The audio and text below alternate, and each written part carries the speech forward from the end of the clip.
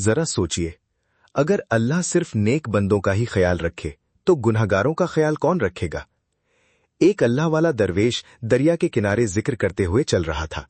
उसे आदत थी कि वो अल्लाह की बनाई हुई हर चीज में छिपी हिकमत को समझने की कोशिश करता। अचानक उसकी नजर एक जहरीले मकड़े पर पड़ी जो तेजी से दरिया की तरफ जा रहा था। दरवेश को हैरानी हुई तो वो उसके पीछे पीछे चलने लगा। जब मकड़ा दरिया के पास पहुंचा तो वहां एक कछुआ मौजूद था। अजीब बात यह हुई कि मकड़ा चढ़कर कछुए की पीठ पर बैठ गया और कछुआ धीरे धीरे दरिया पार करने लगा। दरवेश को लगा कि इसमें जरूर कोई राज है, इसलिए वो भी किनारे किनारे उनके साथ चलता रहा। जब वे दरिया के दूसरे किनारे पहुंचे तो दरवेश ने एक अजीब मंजर देखा। एक नौजवान गहरी नींद में जमीन पर सो रहा था और उसके पास एक बड़ा अजदहा धीरे धीरे उसकी तरफ बढ़ रहा था, जैसे अभी उसे निगल जाएगा। तभी वो जहरीला मकड़ा तेजी से आगे बढ़ा और अजदहे को काट लिया। जहर का असर होते ही अजदहा तड़पकर वहीं मर गया और उस नौजवान की जान बच गई। ये सब देखकर दरवेश हैरान रह गया।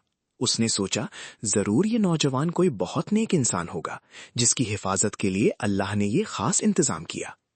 लेकिन जब वो उसके पास गया तो उसके मुंह से शराब की बदबू आ रही थी।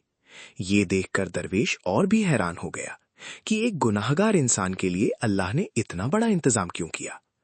उसी वक्त उसे एक रूहानी आवाज सुनाई दी, ए दरवेश, अगर हम अपने नेक बंदों का ख्याल रखते हैं तो हमारे गुनाहगार बंदों का ख्याल कौन रखेगा।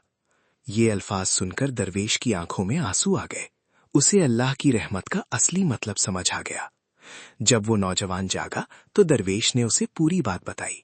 ये सुनकर उसका दिल कांप उठा। उसने सच्चे दिल से तौबा की और अपनी जिंदगी बदलने का फैसला कर लिया।